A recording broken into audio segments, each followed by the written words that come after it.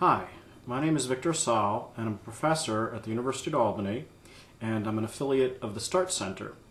For the last several years, one of my major research areas has been why some terrorist organizations are so much more lethal than other terrorist organizations. In order to research this subject, I've worked with one of my colleagues, Carl Rethmeyer, who's a social network analyst, to collect lots and lots and lots of data on terrorist organizations. Much of the research up until 9/11 and even after 9/11 was based either on anecdotal or case study evidence or was based purely on event-based analysis.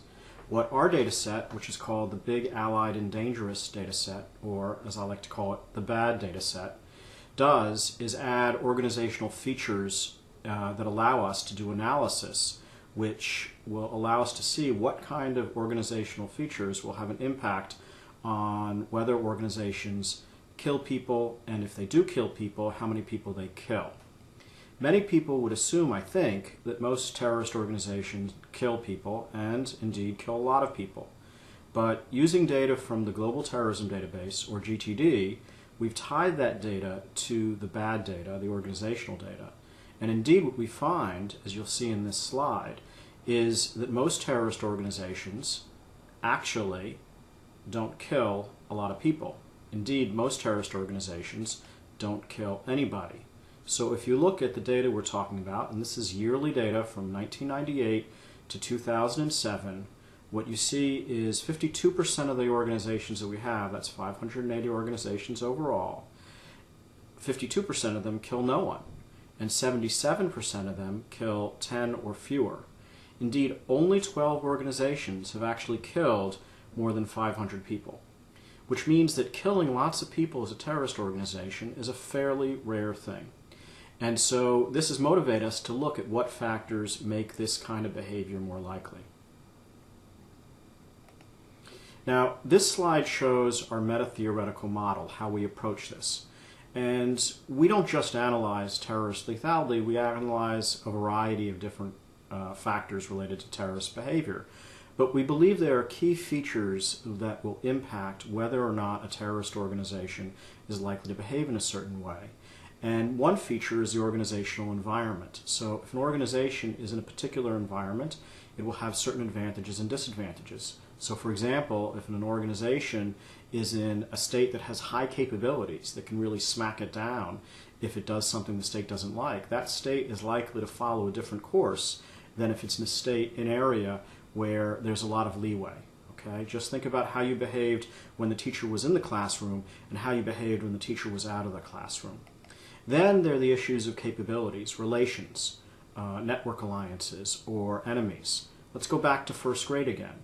If you're the popular kid and you have a lot of connections, that's going to give you a power that the other kids sitting there by themselves is not going to have. If there are two kids who have lots of connections, the competition can get fierce, and that might impact the behavior as well. The next is attributes. Everybody in every organization has certain attributes. So I learned very early, as being a fairly short person, that I was not going to be in the NBA regardless of how good my basketball skills were. This was never a problem because my basketball skills were never that good. But even if they were phenomenal, it wasn't going to happen. In addition, what's going to feed into organizational behavior, we believe, is goals. Organizations want to achieve certain things, and that should have an impact on what they do. Now, I should note that some organizations are going to do stuff based on those goals, but as we all know, if we've been to college, sometimes you do stuff just because the opportunity exists. So it's a combination of behavior and opportunity. Sorry, not behavior and opportunity. It's a combination of goals and opportunity that is going to have that impact on behavior when it combines with issues related to attributes, relations, and environment. Let me start first with this issue of relations. What you see here is a network map of terrorist organizations that have at least 3 connections that aggregates this data from 1998 to 2005. And the size of the circle, or the node, is related to the lethality. So organizations that have bigger circles are likely to be more lethal. And as you can see, some of these circles are much, much larger than others of these circles. And what we see here is that there seems to be a connection between alliances, the number of alliances you have. So if you look at Al-Qaeda Central, these organizations that have a lot of alliances are likely to be much more lethal. Now, one of the reasons that we think this is so is that alliances give information. The more information you have, the more connections you have, the more capabilities you can get to. Think about it for a moment. How many of you have a job or know someone who has a job because they know someone? So alliances are power. Alliances can give you that ability to be more lethal. In addition, though, there's another thing about relations that can make you more lethal, and that's competition. If you have rivals, you're likely to try harder. If you're sitting back and you're not being competed against, maybe you can take it easy. But if there are other groups that are trying to attract attention, they're going to have to compete with you, and you're going to have to compete with them. And one way to compete is to kill lots of people. So we would expect that if you have rivalries, you're going to be more lethal. And indeed, what we find, if we go to the next slide, is that both network alliances and network rivalries make organizations much more lethal. Indeed, alliances and rivalries, these network connections, are the thing that makes organizations have the biggest impact on organizational lethality. But it's not just alliances and rivalries that have an impact. Again, remember we talked about ideology and goals. Ideology and goals can have an impact too. We believe the reason for this is that when you have a certain kind of ideology, you are able to think about people differently. So there are ideologies that allow you to what we call other people. If I see the world, if my ideology enables me to see the world as being my side, your side, my side is good, your side is evil, then indeed what's going to happen is if you're evil, it's a lot easier to kill you. And so we would expect that ideologies that allow you to other, so ideologies like religious ideologies, ethno-nationalist ideologies, should make you much more lethal. On the other hand, there should be certain kinds of ideologies that should say to you, don't kill, don't do these nasty things. And those kind of ideologies should make it more likely that you won't kill. And indeed what we find from from this data is that ideologies that other people, particularly the combination of ethno-nationalist ideologies and religious ideologies, make you much more likely to be very lethal. In addition, size, again capabilities, again make you much more likely to kill people. Although I should note again that neither of these factors is having as large an impact as the network factors we talked about earlier. As someone who's getting older every year, I should also note that age or experience is also making you more lethal. And that should be an obvious relationship.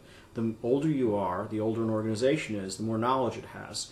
The more it's had time to develop experience and learn how not to do things, so that it allows an organization to do things better. And so older organizations indeed kill more people as well.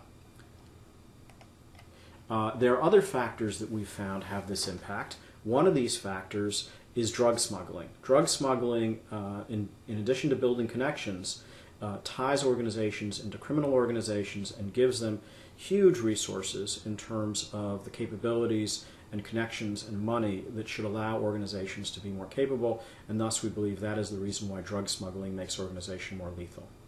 In addition, and a bit of surprise if you know the literature, when you have state sponsorship, you're more likely to be able to kill people.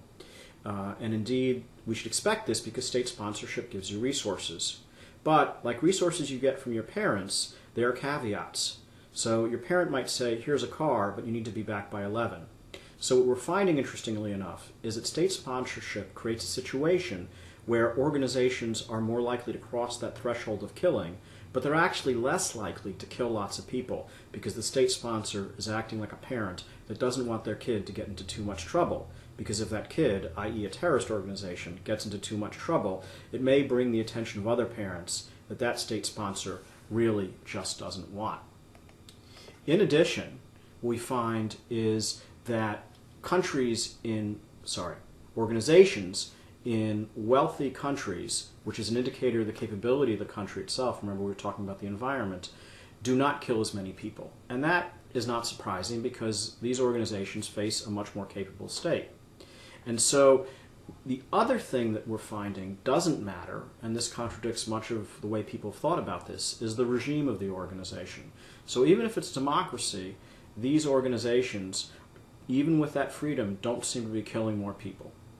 So overall, what we're finding here is that network connections, both your enemies and your allies, are pushing you and enabling terrorist organizations to kill many more people. Capabilities like size and experience make them much more likely to be lethal. And as well, ideology, this ability to other people, makes them much more likely to be lethal.